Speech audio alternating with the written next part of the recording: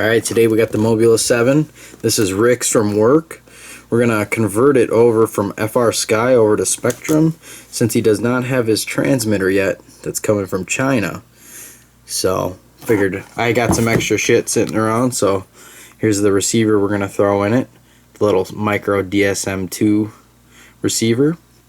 I think it came out of like a Beta 75X from my previous video after I crashed it, so...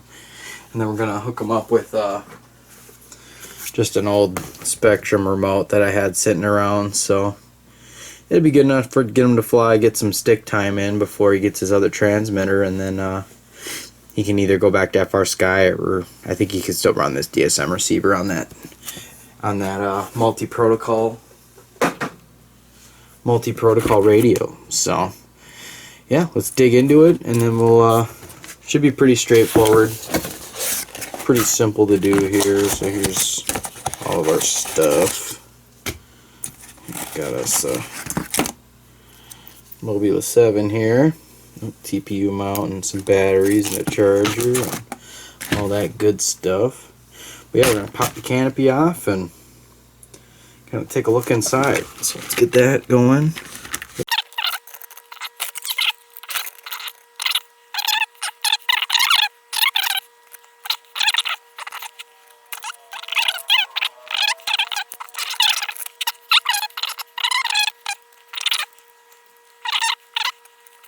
Side.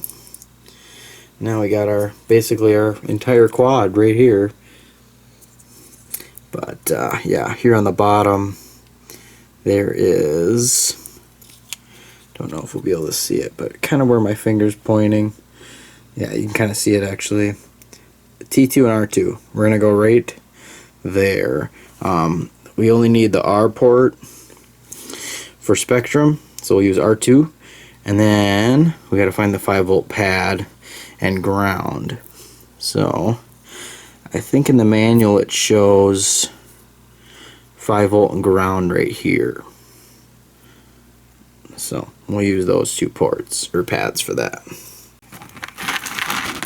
Probably won't be able to see this, but we'll just get her done quick. 5 volts.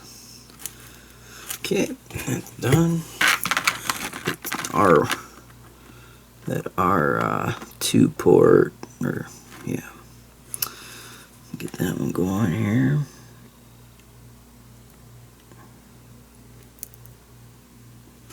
That looks good.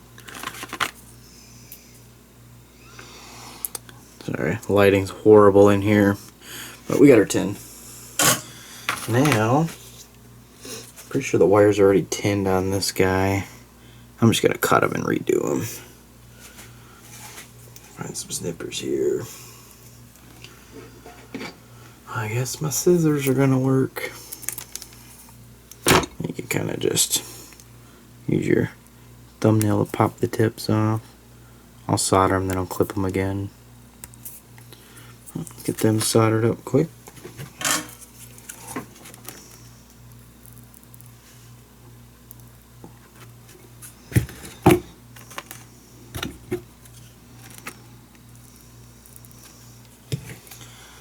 That's done.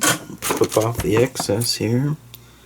Don't need that much wire showing. The less the better, really. Make these nice and stubby. That way you're not gonna accidentally tap onto the wrong thing. Alright, so signal is gonna go to R1 or R2, and we gotta figure out, and we'll all be in the, we'll actually be in the same vicinity this way. So let's get that lined up here. Get our signal on. Clean off my tip.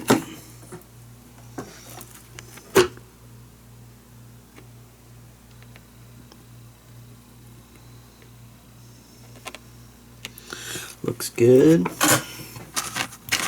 Now flip this over and we'll get our power and ground. Pretty lickety split.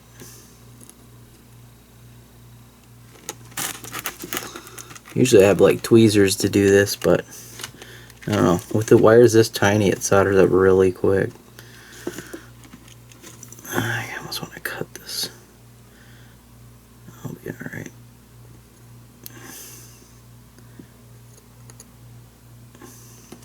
Alright. That's it. We'll just put it all back together.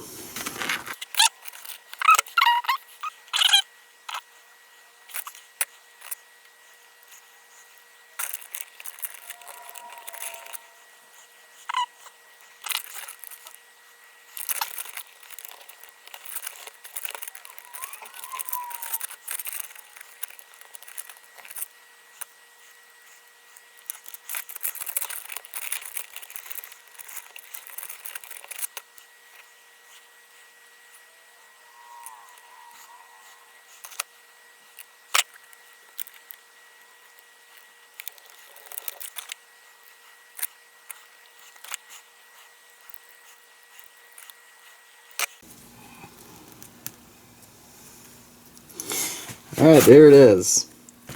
Sorry, Rick, the antenna's kind of huge on this thing, but hey, it's going to stick straight up. It's going to get great range, so I'm sure we could jam it in there a little bit too, but there's not a ton of room under that canopy. So there it is. So now we're going to jump into the computer and we'll go set up some Betaflight. Oh, yeah, I got to hook up these motors yet too, but whatever. Alright, on to the next thing. Alright, let's jump into Betaflight here. Quad is connected. Looks like we're running the newer 4.0.6, so I can use my newer configurator, which is great. It's the new F4 flight controller, so that's nice. So what we got to do is configure our ports. So we have to enable a serial RX UART2, which we used, and then save and reboot. Okay, and now we have to go in the configuration tab. I think all this stuff is good over here. Looks like they got it set for turtle mode, which is great. And then we got to switch to receiver mode, and we're going to go serial based, and then Spectrum. Save and reboot.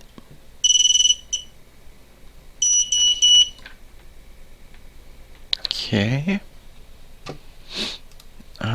We should almost look at those PIDs quick. Let's go to Race Day Quads and check those PIDs. I don't know if those PIDs relate to the old F3 PIDs. There, that one is. Yeah, it looks like the older one, but whatever. Let's take a look at their PIDs quick. Pitch 65, roll 65, yaw 65. Looks like a real basic tune. Everything's almost identical. It is identical on the pitch and roll. Alright, so let's take a look what they're at. Looks like we're at 50-50. So I don't know. Let's just crank them up to 65 on both, and then we'll take a look here at the yaw is at 65. I don't know, we'll go down to 70. I don't think the 65 is good enough. Looks like the feed forward is at 100 already. Feed forward at not enough for these guys, so let's turn that up to 96 apiece. According to that, this will give you like more stick response. Not that you need it, but it should be. It'll feel snappier. You'll get used to it. Let's see what else we got here. I should have just copy and pasted this. Oh well. Yeah, we already set PIDs. I is 80. Yeah, holy crap. They're really cranking these up. 80 on both. Here's the alternate way you can do it. You can do manually, essentially. Yeah, I is 75. This will make it more stiff in the air. That's why these are up higher. Generally, with any sort of whoop or ducted quad, you want your eye to be pretty high, so the wind doesn't make it drift too much. D is at 0 for that. D roll is at 50. That's pretty wild. D pitch is 50. So let's turn those up to 50. Alright, there it is. And then I'm going to turn your strength down an angle. Like 35. Well, I don't know. I'm going to leave it at 50. We'll see what you think. And save that. Sweet. And now, make sure our configuration is set. Oh, I got to change this too. Spectrum there. And then I can't really change stick input, so I might have to enable this to like 1095.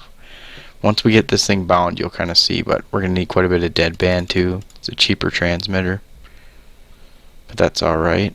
Save that. That should be good. And now we have to bind the transmitter to the quad, and there's a command you have to enter in. Let's see if it'll actually do it here. You have to do set spectrum sat bind, then you have to do equals 9.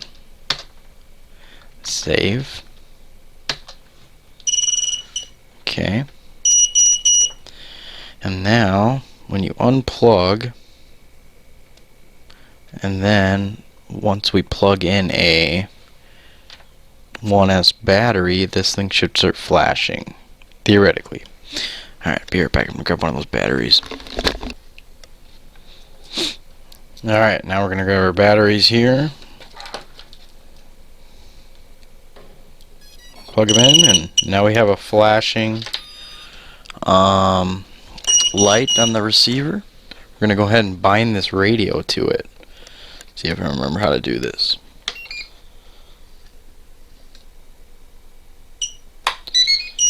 Looks like we're bound. We have a solid orange light, and the transmitter beeped that it liked it. So now what we're gonna do is we're gonna plug in our quad back into Betaflight here, and we're gonna make sure everything works, and we're gonna set up some modes. So there we go, we're connected. Let's go over to receiver tab, make sure everything is functioning. Looks to be that it is. Our yaw is backwards, so we just have to push one of these sliders on this transmitter. Forward, back, yaw. We got throttle. We got a hella bad roll trim. Alright, so we were not centered on these surfaces.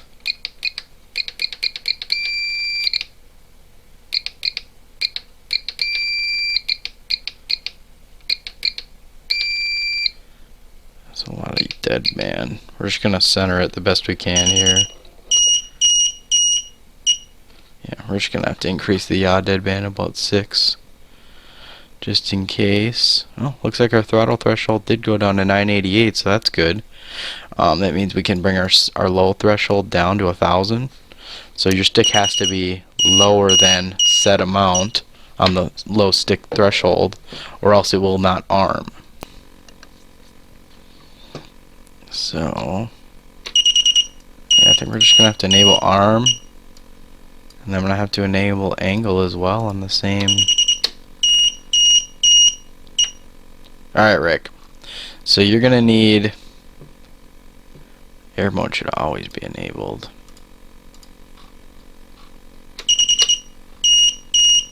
And then we do not have option for flip over after crash. Well, actually no, we do. We aux 2. You're just gonna need to hold it. So if you want to flip over after crash, you gotta hold this momentary switch, and then you'll arm it, and then you'll flip over. Yeah, that'll work. Yeah, so you're essentially gonna arm it, and you'll be right into angle mode, right out of the gate. I think I'm just gonna enable that angle mode all the time. You'll get used to that first. And then OSD should be set up pretty good, yeah. This has everything you need in here. Only thing you're not gonna need is RSSI. You do not have that function with Spectrum. So we will delete that value. And then I think I'm going to delete the battery voltage. I do average cell voltage, which is way better than the actual battery voltage. So we'll throw average cell voltage over here. I don't know if you like the crosshairs. I'll put them in there for you. You can mess with it if you want.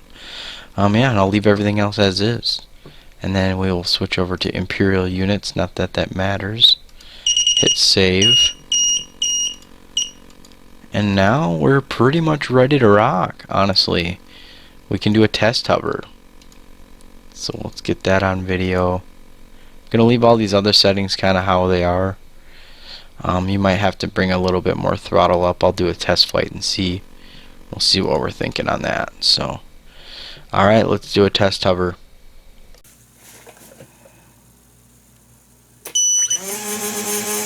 Give it a test flight quick. Battery's pretty low. But hey, it works. We're going to keep it short and sweet. I'll bring it in for a landing or something.